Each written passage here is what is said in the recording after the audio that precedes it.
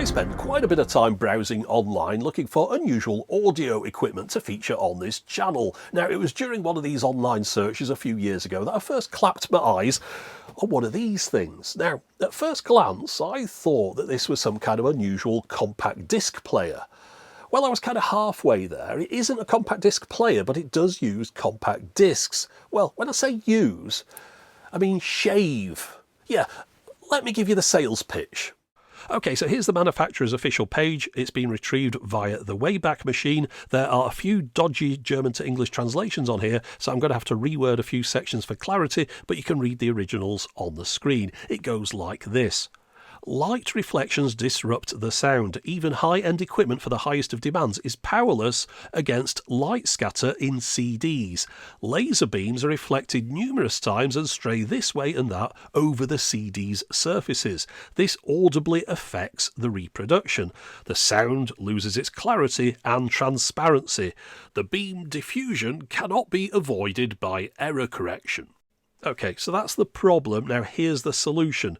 In exhaustive tests, biochemist Dr. Eric Schrott and engineer Wolfgang Schneider have looked for ways to eliminate the disruptive reflections. They've found an amazingly simple yet highly effective tuning method. They bevel the CD's outer edge, which works as a trap for the light scatter, and then an added black colouring is applied to the edge, which absorbs additional misrouted laser light. And they found that a beveled edge angle of 36 degrees brings audibly the best results. Tuning with the CD Sound Improver perfects the true running of music CDs, data CDs, DVDs and SACDs, and the CD player's drive doesn't vibrate as it did before. They even go on to say DVD films generally impress via sharper images. Yeah, so the idea is that by using this, you can shave the edge of a compact disc to a 36-degree angle, and by doing that, you improve its sound quality. Okay, well, let's just park that idea to one side for the moment, and I'll show you how this thing works. Right, so here it is. It's got a lid on the top. Around the back, there's a place where you can put a vacuum hose to take out any shavings that come off the CD edge. Power input there. Here's our on-off switch and speed control. Just look for the turntable spinning there. Belt driven. There's our cutting blade, and that is brought in towards the edge of the disc whilst this is spinning, to cut that 36-degree angle. Now I'm going to demonstrate it on a CDR. So first off, take this off, take that part off there. Both of these have a soft coating on the inside. The disc is put with the label downwards. That then goes back on the top. This then tightens up, just finger tight. Now the reason we've got this lid is because when we start cutting the disc, there'll be bits of plastic come off and they could go everywhere, so this just contains them. Because of all these reflections, it's better if I lift the lid. I'll vacuum everything up afterwards. So I'll just show you a close-up now of the blade. So it's just going to come in like that on the edge of the disc, and it should cut this 36-degree angle into the plastic, which in theory reduces light scatter. Okay, right, so turning it on, maximum speed, bringing it in.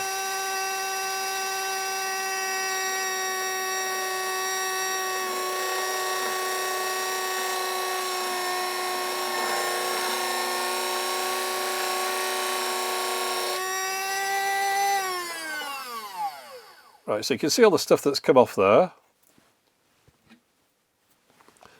Now the next stage is to colour in the edge of the disc to stop the light scattering. Now this thing originally came with a marker pen. I don't have that. I do have the paintbrush that came with it though, but I don't have the original marker pen. However, I believe a Sharpie should work just fine, although, you know, who knows. So what we can do here at this point, the reason we've got this adjustable speed, we can just have this thing running at a slow speed, and we can mark the edge of this with the Sharpie. At least that's the idea. Now, I've seen some people just take the marker pen like this and use these holes on the top just to spin it around manually. But either way, that's our disc done. And now, in theory, this disc should be better than it was before. And just for comparison, on the left, this is a CDR from the same batch that hasn't been treated. And on the right, this is the one that I've just put through the machine. Right, so you've seen how it's operated and what it does to the edge of a compact disc. Now, as with anything that's aimed at the high-end audiophile community, these things weren't cheap. Back in 2003, they cost the equivalent of around about $500 US.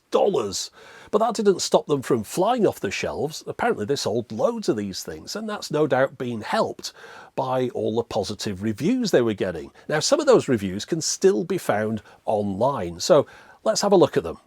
Well, first off, it was a Hi-Fi Plus magazine Product of the Year in 2006, at which point it was being sold in the UK for £320. Now, I'm going to pick out a few key phrases from these various reviews that I've found, starting with this one. They state that after a CD has been treated by the system, that music becomes cleaner, clearer and better focused, with greater separation of instruments and a greater sense of space around them. Now, that's in the awards summary. In the original review, they stated that it makes your CD sound more like real music, with sound stages that all of a sudden become deep and wide. Focus and control of instruments improve greatly, and the solidity of images is tremendously enhanced. So they definitely liked it. Now, Tech Radar did too. They gave it 5 out of 5 stars and stated that discs that have been improved by the system clearly have a wider dynamic range thanks to a lowered noise floor, and that bass is better defined and more punchy, while the treble has more air.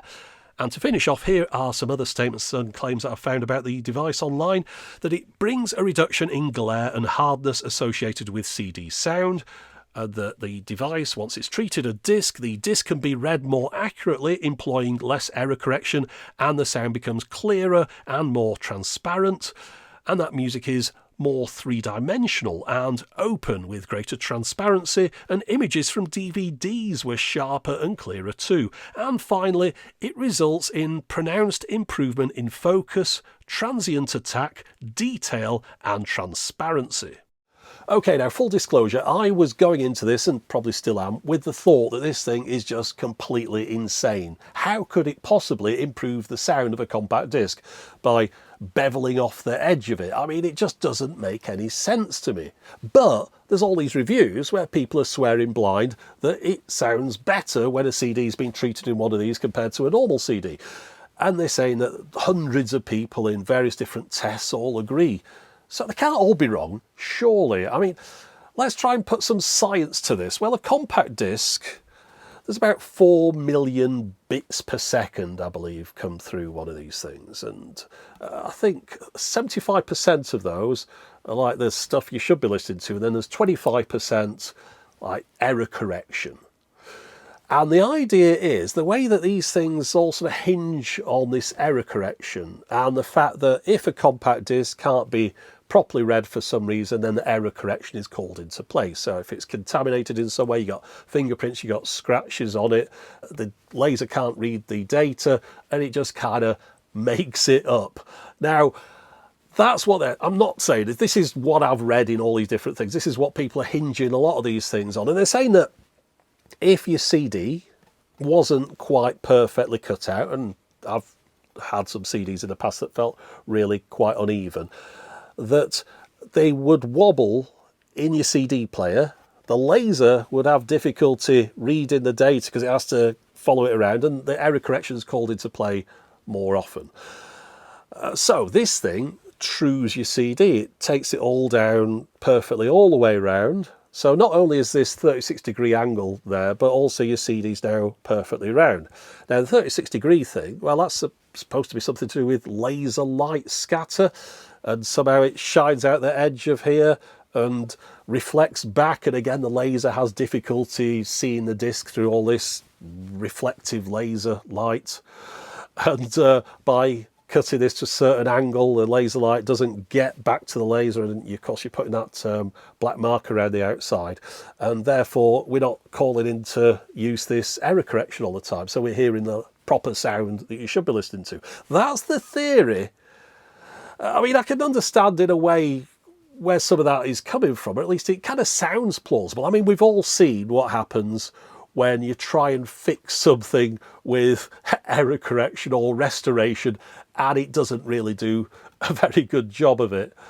Okay, so for argument's sake, I'm just going to have to go along with this idea. Let's just, for the moment, I'm a believer that this thing is a device that can improve the sound quality of your CDs by shaving off the edge of it. After all, there's hundreds of people that are swearing blind that this thing will make your CDs sound better. So they can't all be completely delusional, can they? Well, let me try and find out for myself. I'm going to get a CD, we're going to put it in here, and we're going to treat it. They call it tuning your CD. So we're going to tune a CD in here, then we're going to have an identical CD. I'm going to compare the two and see if I can hear any difference between them. Of course I won't be able to. Let's keep an open mind. Okay, so to perform this test, I've bought two of the same CD, still sealed in the plastic wrap at the moment. We'll take one of these out, put it on here, and trim a new edge into it. The reason I got this particular title is because it was recommended in some lists of audiophile quality CDs. There's no point starting off with a bad quality recording because it's never going to sound good. So we might as well start off with a good one and hopefully make it better. So, let's have a go. I suppose if everything goes wrong, at least I'll have one of these CDs that I can play when it's all over and done with. There has been some concern raised about the idea of cutting the edge of a CD might lead to future failure. The layers could separate. The sandwich of different layers in here, of course, are currently sealed in with the plastic, but by cutting the edge you do risk the chance of damaging the structure of the disc, although people seem to have had these for years after they've treated them and they haven't reported any issues, so maybe it's not something to be concerned about. Right, let's have a go. Okay, now this is a good point for me to mention. You might have noticed these are actually hybrid SACDs I've got here. Bit of a bargain, only cost me £8.50 each. They weren't listed as SACDs, but a hybrid SACD is a CD layer and an SACD layer sandwiched together. All the same issues, according to these people, apply to SACDs as to CDs, and this thing can still improve those issues. At least that's what they claim, so it doesn't make any difference. Okay, well that's that one done, so let's just take this off and have a listen. I'll just pop it to one side though, because I've got to get the other one out of the packet so I can do a proper comparison. So officially now, this one shouldn't sound as good as the other one. Of course I can determine which one I'm playing because I can see it just looking at the edge of them. That one's got a silver edge and that one's got a black edge. So I'm not going to mix them up. Okay, for the comparison I'm using this CD player, and we'll just see if the CD text comes up first. This is the disc that I treated. So yeah, that's showing up on the screen there. I do have this album on vinyl, but this is the first time I bought it on compact disc. So I'm going to plug my headphones into the front here. And I suppose I should probably listen to the untreated one first, and then put the other one in and see if I notice some massive improvement. So let me get my headphones and I'll get on with that. Okay, so here's the best headphones that I've got in the house, the Fidelio X2s. I'm going to plug them in here and I'm going to listen to the first track and the last track on the CD. As CDs are read from the inside out, the first track's the one furthest away from the edge that I've cut, and of course the last track is towards the outside. There's a total of 7 tracks on this disc, so I'll be listening to tracks 1 and 7. I'm going to get on with that now.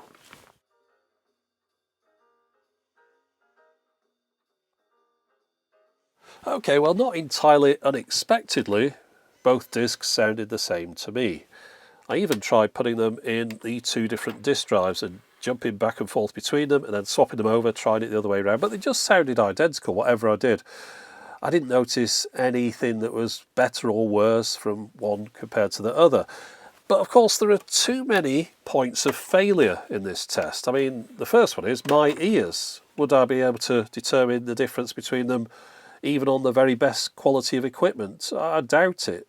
but it could be these headphones as well. Then what about this thing? Has it got a really poor digital to analog converter? Is the headphone amplifier rubbish? I mean, there's just loads of things that you could point out and say, well, the discs do sound very much different to one another. It's just your equipment and ears, they're not picking up on it. So let me try and take out as many points of failure of this test as I can, and we'll do something different. Right, so this is the best thing that I can come up with the equipment that I've got. By the way, these aren't on a scratchy surface. This is nice and soft, so I'm not damaging the discs. But we've got both discs there, and I'm going to record both of them into my PCM recorder. Now this has an optical input on the side there. So I can get a CD player with an optical output, and I've only got one of those. It's this one. Most of them have a coax out, but this has got an optical output on the back there. And I'm going to take the audio from that and put it straight into the Sony PCM recorder. So what we're getting here is we're getting the digital stream of audio from there to there. So we're not doing any analog digital, digital analog conversions until we've got into this device. And then we're just going to record it as a PCM WAV file. And I'm going to record both of the discs into this. I'm going to put the files into Audacity, and we're going to compare the waveforms of both of those files against each other to see what the difference is. Now I'm sure someone can point out flaws in this test, but honestly it's the best thing that I think I can come up with what I've got here. So again, I think we'll just record the one track. I might as well record the last one here, because that's the one nearest to this edge. So if anything's getting affected by light scatter and goodness knows what else, it would be track 7. So I'm going to go for that one. Okay, so I've copied my 2 recordings, one for each disc, across into the computer, and to make things easier, I'm going to give them more memorable names. Treated for the shaved disc and original for the untouched one. Now the next thing to do is to load both of those files into the Audacity audio tool and then get them into the same workspace and try to get them to line up perfectly. Now the reason for this is that I want the software to compare one against the other, and it'll only do that properly if they're completely perfectly lined up. If one is ever so slightly ahead of the other by the tiniest of margins, the software is going to determine that they're two different things completely. So there's probably a clever way to do this, but I don't really know what it is.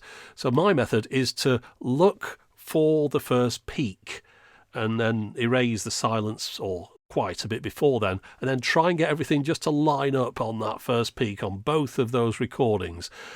Now once I've got them perfectly lined up, which does take a bit of time, I can pick one of those and use the invert tool on it, and as it suggests, this has now created what is effectively the opposite of what was there before.